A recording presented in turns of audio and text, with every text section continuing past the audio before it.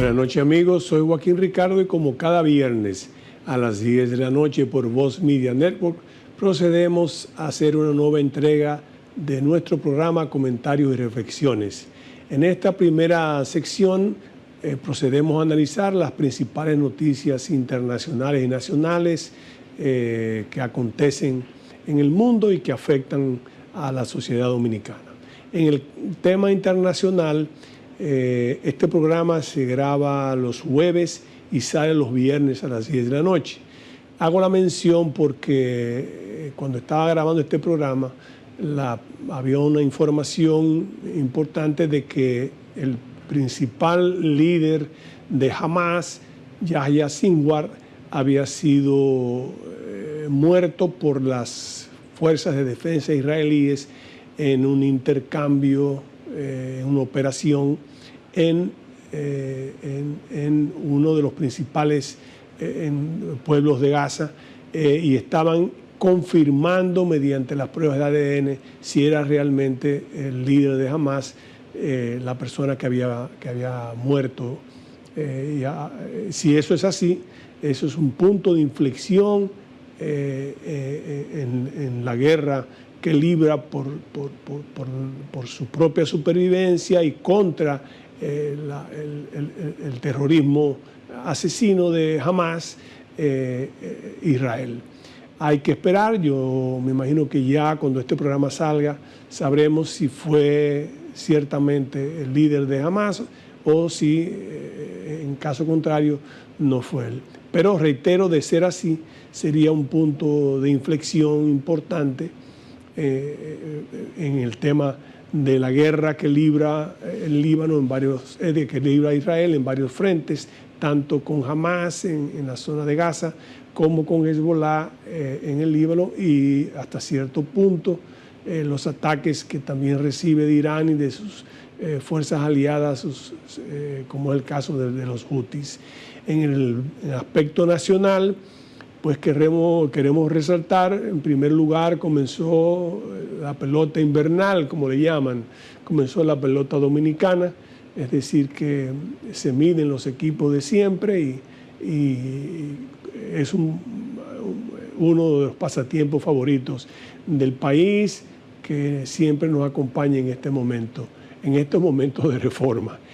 Por otro lado, hay que resaltar también que el miércoles, este miércoles 17 comenzó un mundial que hay de fútbol sub-17 femenino. Comenzó en el país, se va a jugar en diferentes estadios. Esto demuestra primero la importancia que adquiere la República Dominicana en el mundo deportivo, en el tema de fútbol, porque es un mundial sub-17 de fútbol femenino, e implica también el hecho de que para eso pues se construyeran nuevos estadios y se remodelaran otros, porque se va a jugar en diferentes puntos del interior del país. Así que eso resalta también la importancia en el área deportiva que va adquiriendo el país mediante el fútbol, que está cada día creciendo y que ya no se limita solamente al área de los varoniles, sino que también está el área femenina en ese punto. Finalmente está el tema de la reforma tributaria que se encuentra en el Congreso, porque ya la reforma constitucional fue aprobada, el proyecto de reforma constitucional. Estamos a la espera de la promulgación de la misma. Pero en el tema fiscal, pues, de la reforma tributaria, fiscal y del gasto, está en el Congreso y justamente nos encontramos en el momento en que los diputados estaban celebrando vistas públicas para, con esas vistas públicas, escuchar el pensamiento de los diferentes sectores de la vida nacional que están reclamando reconsiderar algunos de los puntos de la reforma. En la segunda, hablando de reforma, en la segunda parte de nuestro programa tendremos, por cierto, la presencia distinguida de la doctora Mercedes Carrasco, una economista independiente que fue durante muchos años directora del Departamento de Análisis y de Crédito Público del Banco Central de la República Dominicana, fue consultora del PNUD, del Banco Mundial y asesora de importantes instituciones gubernamentales, como es el caso de la Dirección General de Aduanas y del Ministerio de Economía, Planificación y Desarrollo. Con ella, una economista independiente, economista y analista independiente, analizaremos en la segunda sección lo que es el tema de la reforma tributaria, fiscal y del gasto que se discute en estos momentos en el Congreso Nacional con los diferentes sectores, donde esperamos que cada quien pueda de esa manera presentar sus objeciones y de alguna manera buscar el consenso necesario para que ese proyecto, que es necesario porque la reforma fiscal es necesaria, es imprescindible hacer una reforma tributaria en el país. El cómo, la forma y la manera es otra, pero es imprescindible hacerla. Con ella conversaremos, como decía, con la doctora Carrasco en la segunda parte después de esta pausa comercial.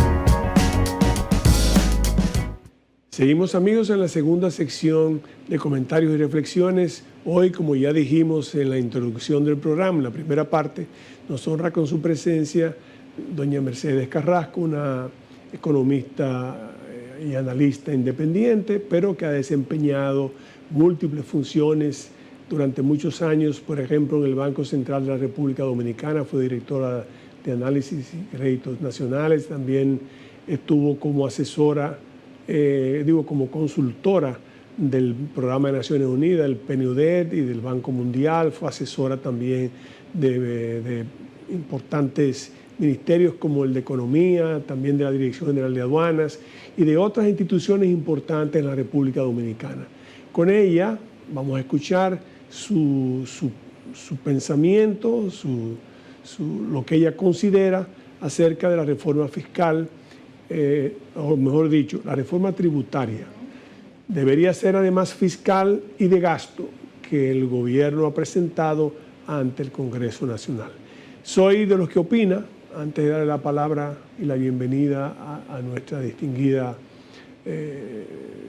panelista que hoy nos acompaña, que es obligatorio hacer una reforma, porque el país necesita de alguna manera enfocar algunos aspectos importantes, como es el tema de la deuda, como es el tema del gasto público, algunas distorsiones que han venido surgiendo al cabo de los años, el tema de algunas áreas ya de las exenciones que se otorgan para que un área madure, y después que está madura, pues entonces hay tal vez que reenfocarla.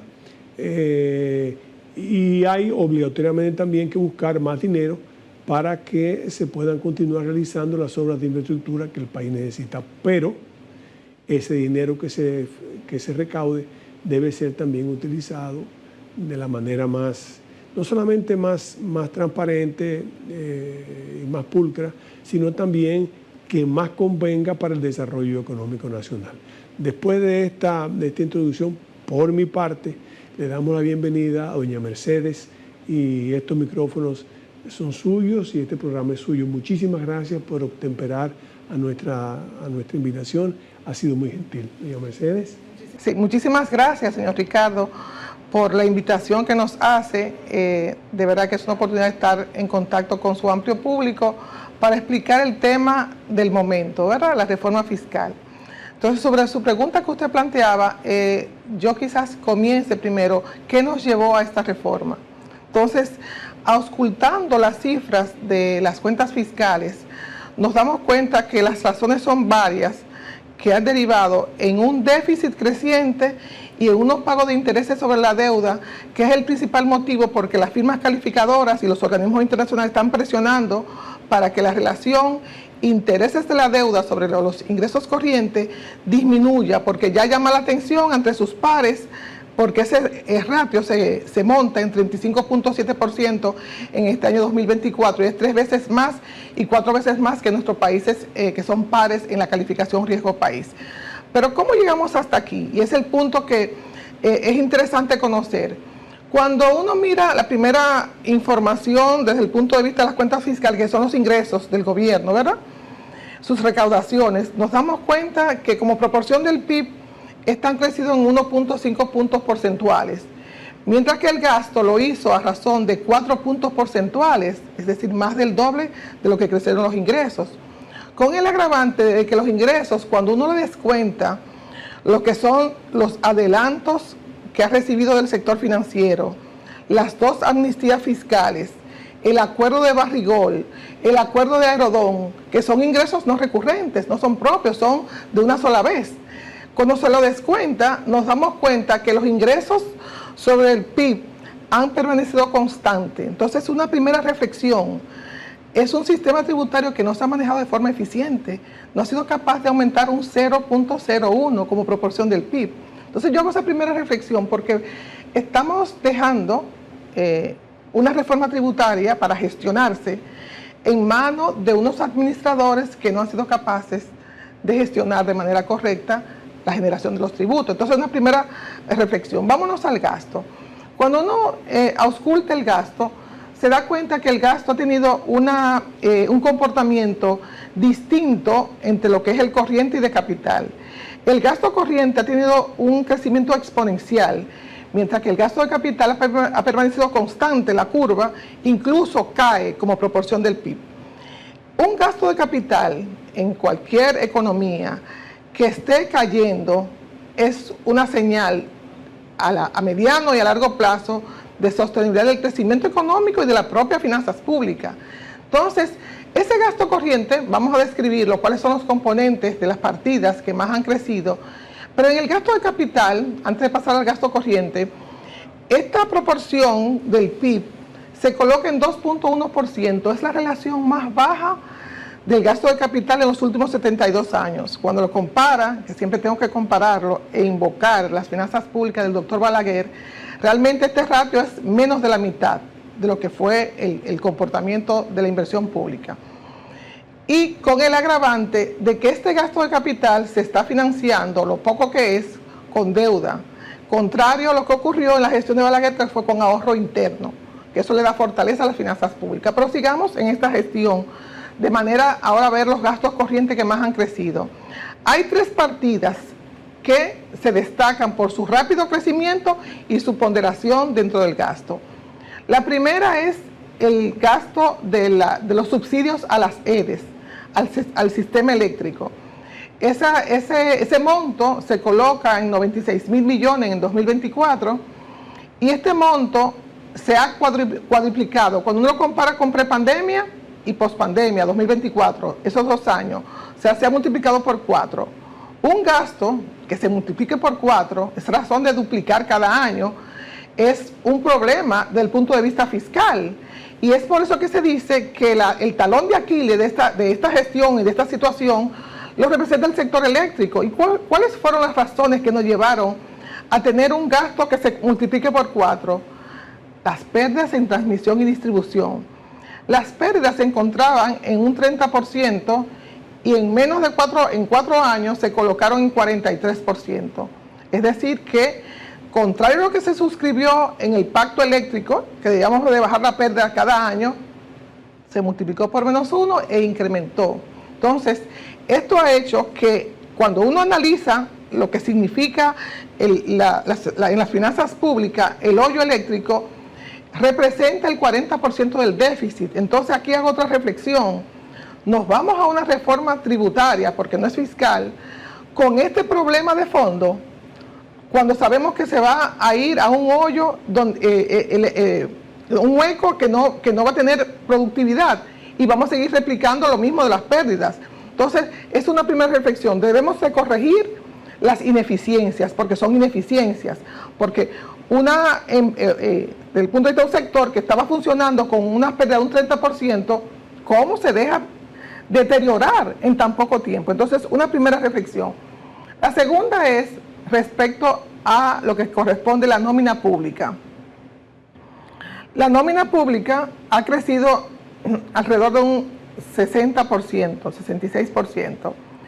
Cuando uno la descompone en sus dos componentes, que son la cantidad de personas, los empleados públicos y el salario promedio, nos damos cuenta que alrededor de 100.000 empleados han entrado entre el 2020 al 2024. 100.000 empleados que han generado un incremento adicional en la nómina de 133.000 millones.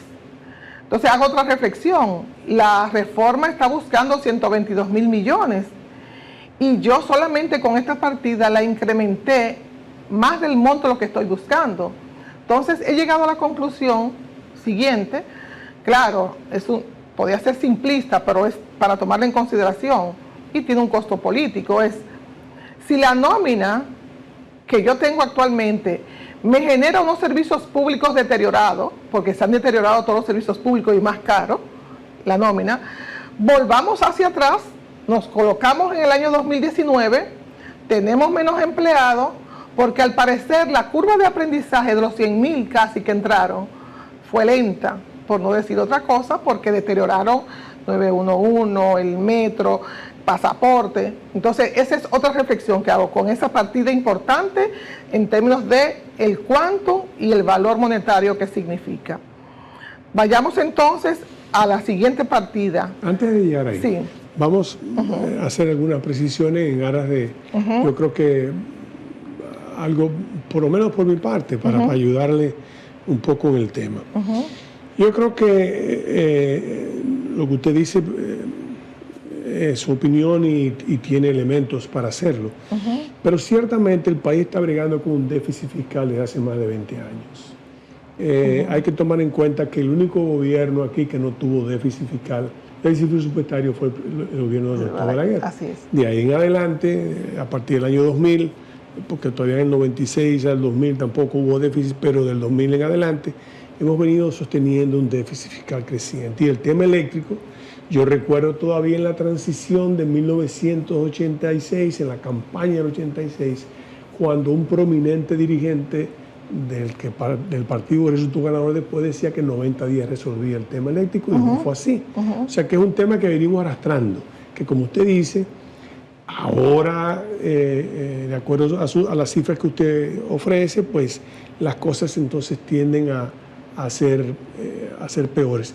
Precisamente en el día de hoy todo el mundo sabe que los programas los grabamos los jueves y sale el viernes a las 10 de la noche.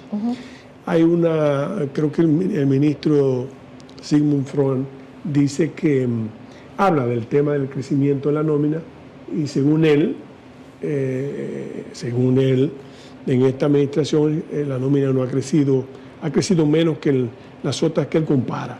Pero es un tema, como usted muy bien dice, de eficiencia que también hay que verlo. Y de crecimiento de la nómina pública que también hay que verlo, como usted dice. Y el tema de las sedes, evidentemente hace años que sabemos que está en el tema de distribución, en las pérdidas de la distribución.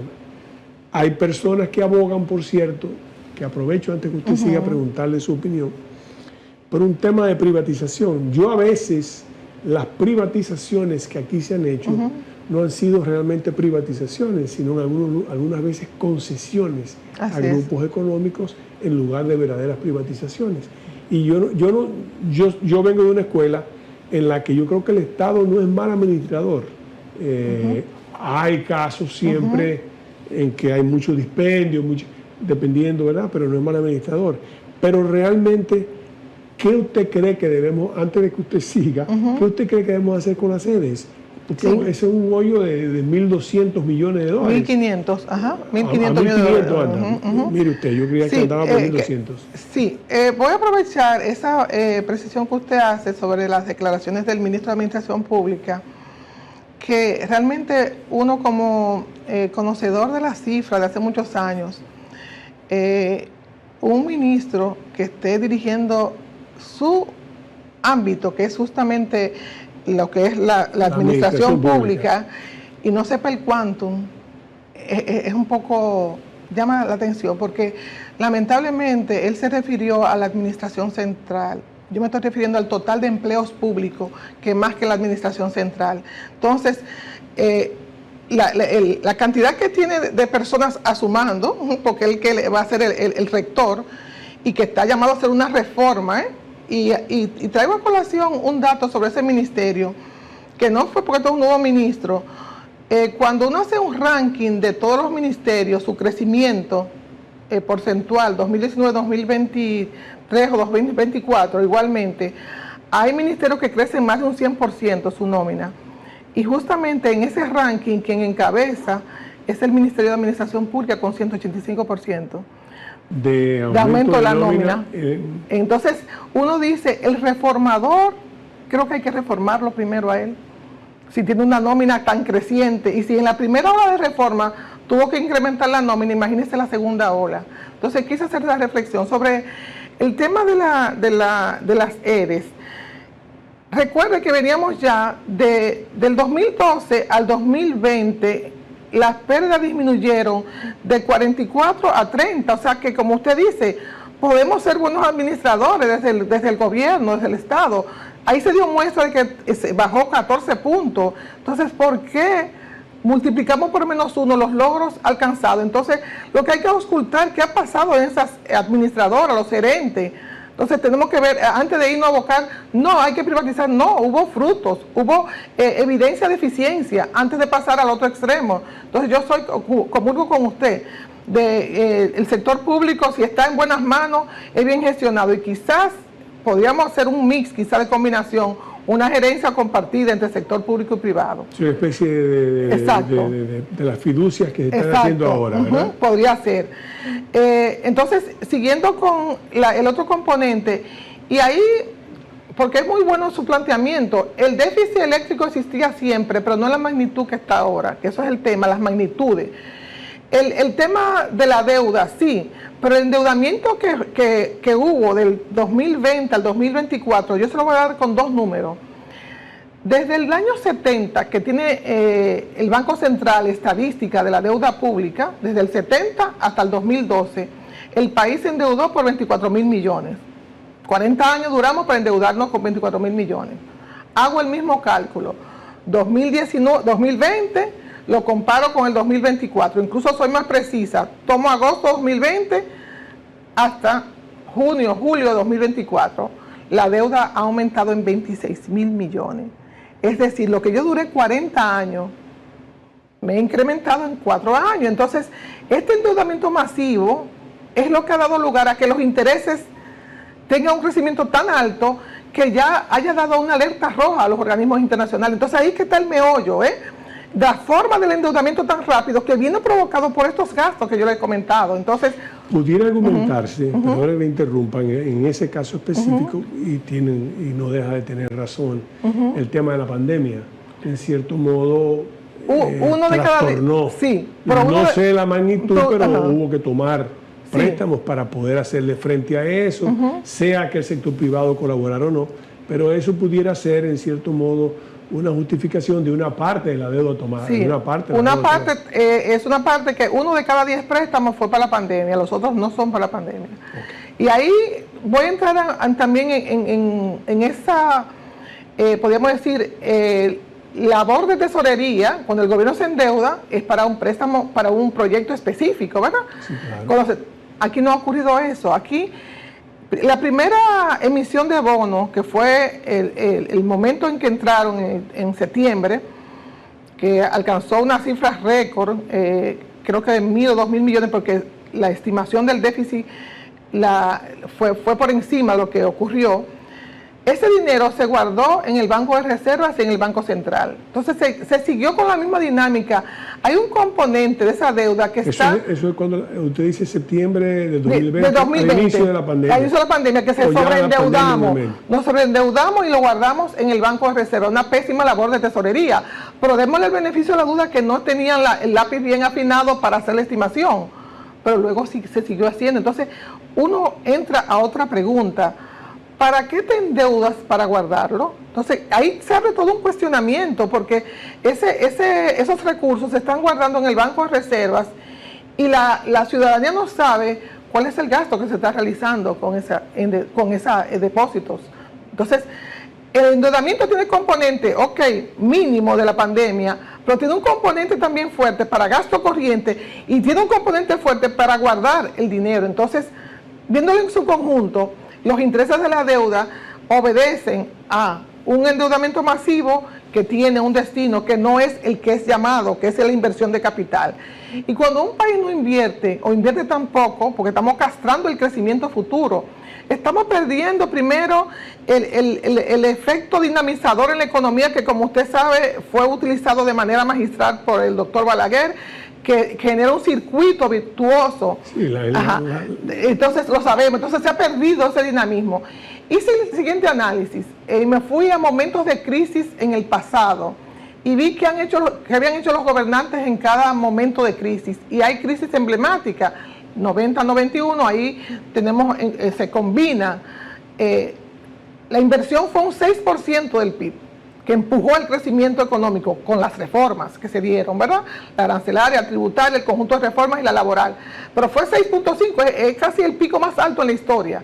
Y nos dio la recuperación, que fue la frase famosa que le dejó el avión en la pista al próximo gobernante. Así es. Luego entonces venimos en la crisis 2003 de Baninter. El presidente Fernández en el 2004 le inyecta recursos a la inversión, 4.5% del PIB, despega la economía.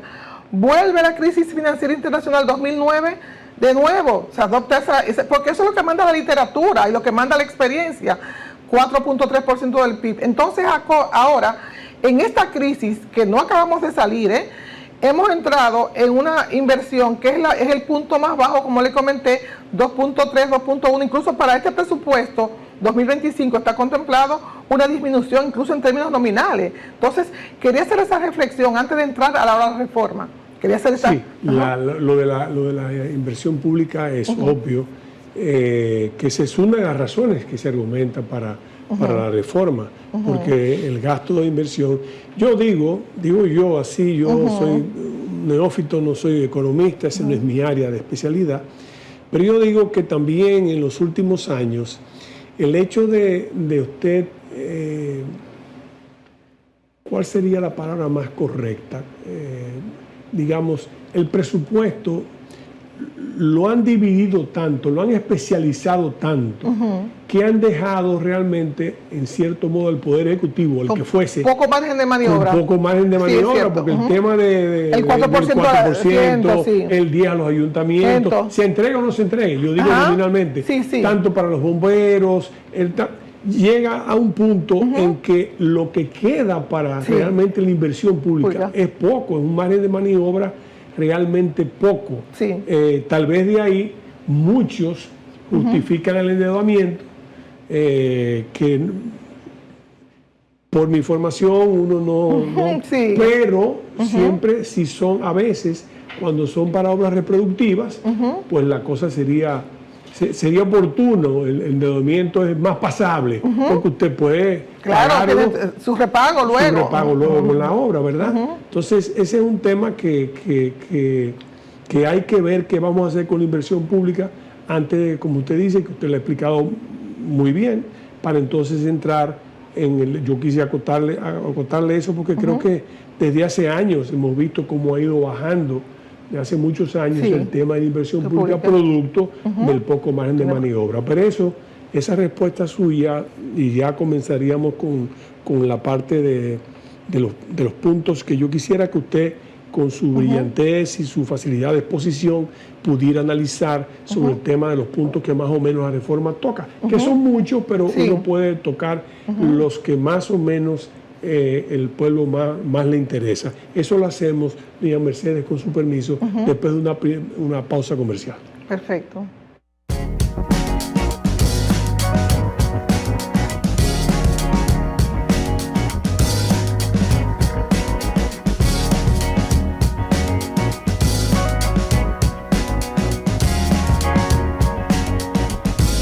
continuamos nuestra conversación con doña Mercedes Carrasco acerca del tema de la reforma tributaria. Ella ha hecho una explicación que permiten, como ella dice muy bien, las razones que nos han llevado a la reforma. Entonces ahora, en esta segunda parte, pues en esta segunda etapa quisiéramos hablar un poco bueno, usted hablaba ahora de un tema que es el hecho de que yo he abogado hace mucho tiempo por un pacto nacional, pacto de nación, porque las famosas estrategias, yo le tengo, a veces no son incompletas, a veces son como reformas sectoriales. Ojalá se hiciese un pacto de nación para decir, bueno, esto es lo que vamos a hacer, no importa el gobierno que venga, estos son los parámetros dentro de los cuales tiene que manejarse.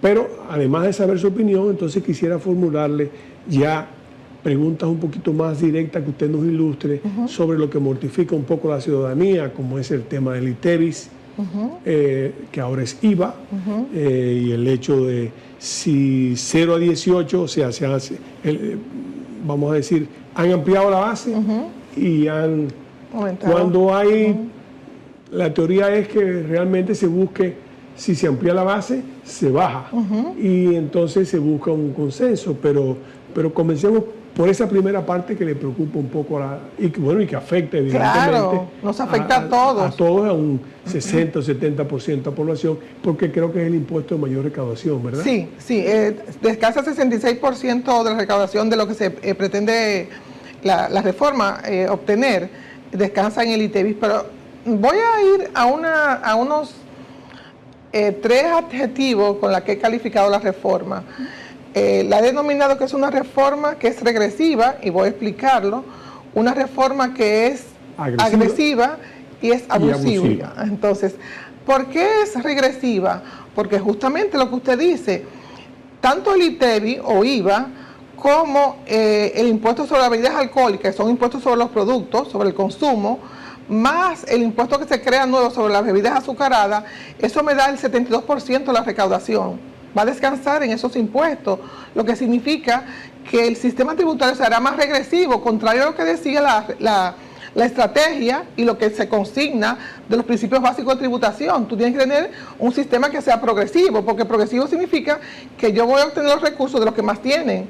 Aquí va a descansar en los que menos tienen, la clase media y los más vulnerables, porque son los que más consumen proporcionalmente. Entonces, ese es un primer punto de por qué es regresivo, y los números los dicen. 72 contra 28, totalmente lo profundiza la regresividad, que era 66-33 hasta el 2024. ¿Cómo usted lo hubiese hecho esa parte del IVA? ¿Cómo usted lo hubiese hecho? Primeramente, si voy ahora a lo agresivo, y le voy a explicar por cómo lo hubiese hecho. Es agresiva porque introduce. La canasta tiene 384 productos, la canasta familiar, la que calcula el Banco Central, el IPC, basado en 384 productos. De esos, el grupo alimentos, que es el que más pesa, que pesa en los más pobres un 38%, tiene en conjunto la canasta nacional 129 productos, de los cuales solamente van a quedar exentos 7. Entonces ya ahí vemos lo agresiva que es. Va a entrar 122 productos a ser grabados, y la otra agresividad viene dada por el que pasa de 0 a 18. No entra por un punto intermedio, no entra con una tasa menor, sino que se va directamente a la tasa mayor. Entonces eso lo hace agresiva por la cantidad. Es como si usted fuera al supermercado por los pasillos y todo va a tener ITEVIS o IVA, excepto esos 7 productos que lo sacaron, que son básicos de la canasta familiar, pero están 122 productos que van a estar grabados. Entonces nos encontramos ante un efecto, podríamos decir, brutal, porque son 122, o sea, más la tasa de 0,18. Cuando uno mira el histórico desde cuando Jorge Blanco hasta la fecha, todos los gobiernos han tocado esa figura impositiva, pero siempre habían tenido como el cuidado, la reserva de no tocar los alimentos, porque eso es lo que les permite frenar un poco la regresividad del impuesto, atenuarlo. Entonces ahora porque se ellos quita. aumentan los subsidios sociales también, que ayudaría un poco. Sí, pero realmente los subsidios sociales solamente van a compensar con 300 y tantos pesos, que eso no va a dar para lo que va a incrementarse la canasta. Y además, tú dejas fuera a toda la población que está bordeando la pobreza, y la clase media la está dejando al descubierto. Entonces, con respecto a la agresividad, lo decía por eso, porque por la cantidad de productos y sí, por la tasa. Entonces, los 40 años de historia del IVA o ITEVIS, nunca antes se había entrado tantos productos y sin tasas intermedias, sino directamente con la mayor tasa. Entonces, eso quería decirlo. Y la otra característica de que es abusiva es porque cuando uno hace la composición de quién va a pagar la reforma, nos damos cuenta que el 82% son los hogares, nosotros los hogares, y 18% las empresas. Entonces, al final, es lo que se denomina una experta en el área, Germania Montaz, ha dicho que es la reforma de los mangos bajitos. O sea, vamos a ir donde los hogares porque no tenemos forma de hacer abogacía. Los empresarios tienen forma de llevar propuestas al Congreso, pero realmente como población, como del punto de vista, tendríamos los gremios empresariales, los gremios sindicalistas, pero no hay tal defensa a nosotros los consumidores. Entonces, por eso fue que la categoricé con estos tres aspectos. Entonces, hay un tema que es de forma, pero para mí toca el fondo, y es el siguiente: la estrategia, más allá, la Constitución consagra un órgano que es el Consejo Económico y Social, un órgano consultivo del Poder Ejecutivo, donde está hecho ese espacio tripartito para que se siente el empresario, los trabajadores, la sociedad civil, a dirimir los aspectos en términos de reformas. Ese espacio se ignoró. La reforma no fue a ese espacio del CES. La reforma se dio a conocer de forma unilateral un día, el lunes, y el martes estaba en el Congreso. Entonces, aquí no se ha escuchado, y es por eso quizás que la sociedad se siente que reclama porque no ha sido escuchada. Y si yo me voy todavía a un poco más en términos del diseño técnico de la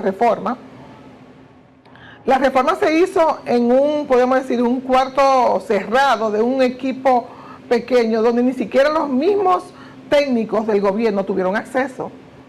O sea, que esta es una reforma muy, muy especializada de un grupo que no se ha sometido al escrutinio de los sectores. Dicen, de todas maneras, siempre se decía que en Palacio, por ejemplo, se reunían de manera... yo tengo mi impresión de que, en cierto modo, el estilo del presidente Abinader no es lo del CES, que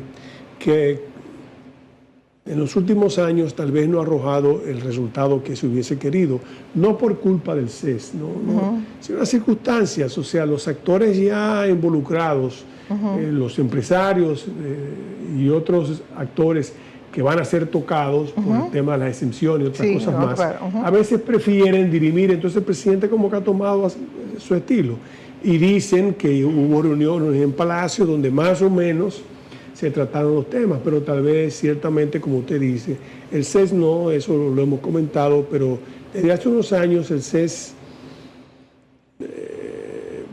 por razones que yo creo que no tiene que ver con el órgano consultivo, como usted dice, constitucional, sino tal vez con la forma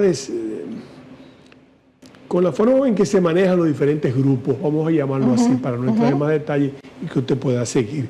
Pero ciertamente el CES no fue tomado en consideración. Eso es sí, entonces siguiendo con la reforma, como le dije, se va a descansar impuestos indirectos que van a ir directamente a impactar los hogares más vulnerables, porque son los que consumen más esos grupos de bienes y servicios. Entonces, desde el punto de vista de los empresarios, se abre todo podemos decir, un frente, porque al desmontar de forma, podríamos decir, no gradual, sino de un solo golpe, las exenciones tributarias de sectores que habían sido pujantes, que habían impulsado el crecimiento económico, entonces uno se pregunta, ¿dónde están los estudios de costo-efectividad para desmontarla? Porque lo que subyace detrás de esas exenciones, que particularmente yo no estaba de acuerdo con que se siguieran dando como si fuera un cheque en blanco, no. Era ponerle condiciones, hacer evaluación cada año. Usted recibió tantas exenciones, vamos a ver el próximo año si usted pasa la calificación, que son indicadores que manda el Fondo Monetario, inclusive en el marco del acuerdo con el Fondo del 2010-2011, decía, hay que construir indicadores de desempeño que permitan saber puertas de salida a las empresas, no puede ser permanente. Entonces, sin hacer esa evaluación, porque no la conocemos, si la hay, qué bueno que la muestren, tú desmontas del aparato productivo y le pone incertidumbre al sector. Hoy salió la noticia de que, pero la cervecería no va a invertir unos recursos que tenía previsto invertir, porque ahora mismo con el impuesto a las bebidas alcohólicas, de nuevo, son los sectores más gravados en términos de proporción a lo que son sus ingresos. Pero siguiendo con las exenciones, la primera de las ramas de actividad que toca, perdón, es el sector de zonas francas. En el sector de zonas francas se incluyen, perdón, los parques... Le ayudo para que pueda tomarse un poquito de agua. Ajá, a darle por lo menos mi opinión sobre las exenciones, que yo creo que también, ¿verdad? Aquí las exenciones nacieron en 1968-69, cuando comenzaron el tema de los parques de zonas francas y las leyes de incentivo industrial. Se dieron como una forma de que las empresas pudieran competir en ese momento. Exacto. Era una forma de estimular la producción nacional, porque estábamos en una etapa de sustitución de importaciones. Así es, todo un modelo. Y un modelo diferente, pero era para que las empresas pudieran de esa manera fortalecerse, ¿verdad?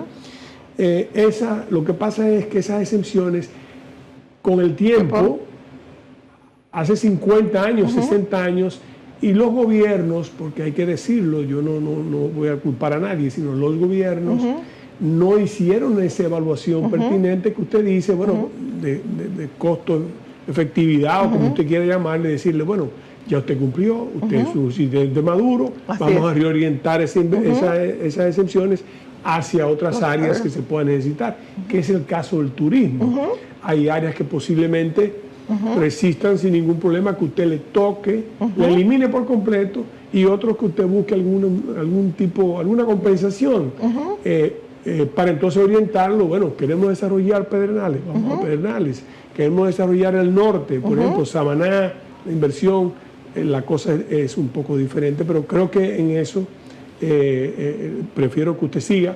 Yo lo que hice fue un paréntesis. No, perfecto, me parece muy bien. Bien, entonces, en zona franca, recuerde que es zona franca, ¿verdad? Es extraterritorial. Sí, un régimen extraterritorial especial, donde tenemos toda una iniciativa que surgió en Centroamérica y que son nuestros competidores, y tú mueves los costos y se desplazan rápidamente hacia esos competidores. Pero entonces, ahí creo que nada más es el tema de los parques. Del parque, sí, pero se ve como el parque, pero cuando uno analiza los gastos locales, después de las remuneraciones asalariadas, es el segundo gasto más importante. Entonces, al tocar el tema de los parques, cuando le tengan que pagar impuestos, lo van a traspasar. Pero los parques no son la zona franca. O sea, es la infraestructura donde está montada la zona franca. Pero me parece... A ver, si yo estoy, es para que usted me oriente, ¿verdad? Porque si eso, yo no estaría de acuerdo si eso nos resta competitividad. Nos resta. Ahora, otras personas sustentan, no, mira, eso es el administrador, no son las empresas, no es el régimen, no afecta el régimen de las empresas, ni lo que ahí se produce se sigue produciendo para el extranjero sin ningún tipo de impuesto, es simplemente... ese parque cobra por ese alquiler. Entonces, al cobrar por ese alquiler, es bueno que pague como un impuesto por eso. Y eso no afecta el régimen en sí. Pero si afecta la competitividad, es otra cosa. Afecta el régimen, porque cuando uno analiza los gastos locales, y recuerdo cuando trabajaba en el Banco Central, y hace la apertura, el gasto... Eso te dice que afecta el régimen, además. Claro, porque justamente cuando usted le aumente tenga que pagar un impuesto, lo va a trasladar con un mayor precio a la zona franca, que tienen que pagar el alquiler de esa infraestructura. Entonces, ese es el segundo gasto más importante local de la zona franca. Después de remuneración salarial está el alquiler, porque entonces el alquiler tiene toda una logística, la nave, todo el tema de la carga, descarga, o sea, todo lo que se mueve alrededor. Andy decía de forma muy gráfica, es como que si tú dejaras al descubierto las empresas, sin infraestructura y sin nada, que estén trabajando, o sea, que estén trabajando solos ellos. Ajá, sin las condiciones mínimas. Entonces, eso es un gasto que va a tocar la competitividad. Entonces, ojo con las zonas francas, ¿verdad? Son creadoras de empleo, más de 200.000 empleos. Sí, claro. Tiene un tema que se ha ido diversificando y ha ido generando mayor valor agregado. Y desde el punto de vista después de la pandemia, la zona franca ha estado zigzagueando, no se acaba de recuperar. Entonces, ojo con esto, por eso yo digo el timing, el momento de la reforma, que económicamente quizás no lo toqué al principio, pero nos encontramos en un momento del ciclo económico que cuando uno mira el PIB se da cuenta que el crecimiento económico es zigzagueante y por debajo del potencial. En las zonas francas. A nivel total de la economía, o sea, ya el momento. Y zonas francas también ha tenido el mismo comportamiento del PIB. Incluso aunque a veces ha crecido, hay más zonas francas, se ha crecido el sí, empleo. Pero cuando uno mira como proporción, su aporte o contribución ha estado zigzagueante entre negativo y positivo después de la pandemia.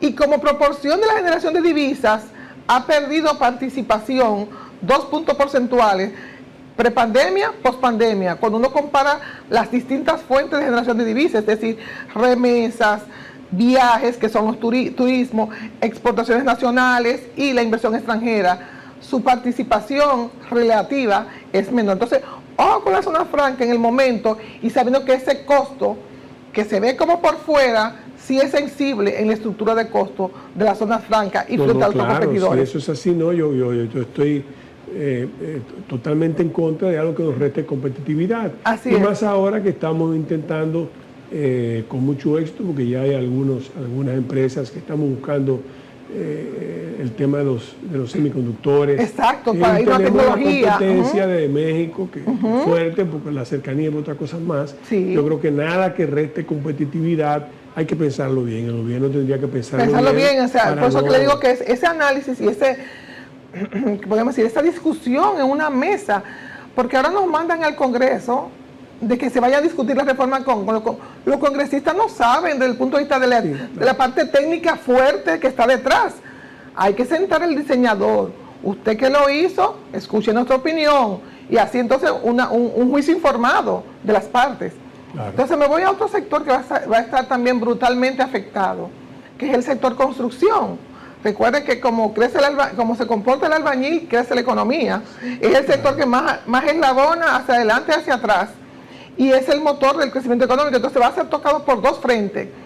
Va a ser tocado primero por la vivienda de bajo costo, que era todo un empuje de la vivienda de bajo costo. Tengo entendido que eso queda... No, se le quita el bono de la vivienda de bajo costo ya no va a estar consignado según lo que dice el anteproyecto. Y segundo, la figura de fideicomiso, que pagaban un 10%, lo que se acogían a ese esquema, va a pagar un 27%. Entonces lo estamos tocando por la demanda y por la oferta. Entonces ya ahí el sector construcción, que vamos a ver, o sea, el sector construcción viene enfrentando unos costos de los materiales de construcción que han crecido desde la pandemia hasta la fecha, casi un 50%. Creció el salario, cuando se hicieron los ajustes salariales, se ajustaron los obreros de la construcción, o sea que es un costo.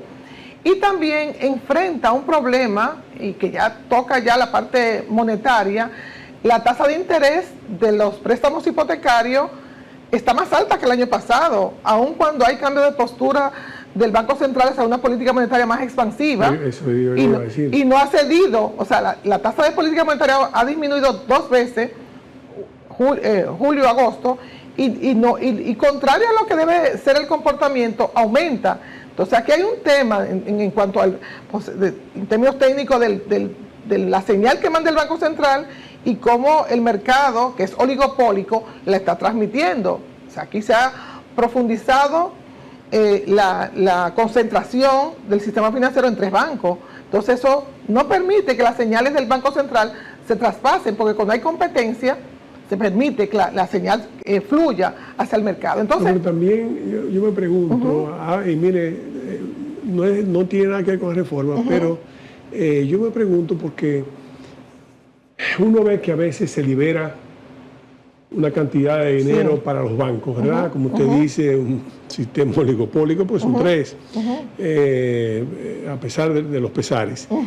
Sin embargo, hay que hacer algo también, porque lo que se dice es que en lugar de preferir los préstamos hipotecarios es mejor el consumo, porque la recuperación es más rápida y la tasa es mayor, porque una tarjeta de crédito paga el increíble 48% y hasta al 60%. año, y hasta 60% al año.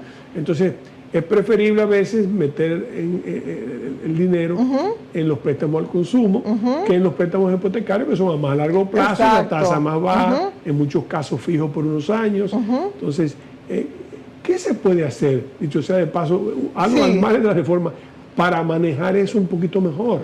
Sí, mire, cuando se dieron las dos inyecciones de liquidez, recuerdan, al principio de la pandemia, que se inyectó casi un 4% del PIB, que fue en parte lo que justifica la inflación fuerte en los primeros 2 años, porque hubo una masa monetaria que fue por encima de lo que era el nivel de producción en ese momento.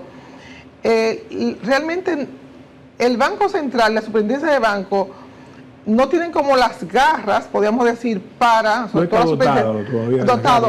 para saber, porque lo que pasó con esa inyección de liquidez fue que los bancos colocaron a sus clientes VIP esas tasas más bajas para hacer un cambio de su cartera cara, de sus préstamos caros con préstamos baratos. Entonces eso no fue a la economía, por eso es que se da el desfase entre producción y liquidez, porque no hubo la real inyección de liquidez al sector real, a la producción de bienes y servicios. Entonces eso es un tema interesante. Entonces, siguiendo con la construcción, tenemos entonces costos crecientes, le quitan las facilidades del bono vivienda y lo ponen a pagar una mayor cantidad de impuestos desde el punto de vista del fideicomiso. Entonces tenemos como el peor de los escenarios en un sector que es un sector punta de lanza de la manufactura, del comercio, del transporte, y también que va a ser impactado de nuevo por el desmonte de las exenciones del sector turismo. Quien más construye las edificaciones, justamente el sector construcción.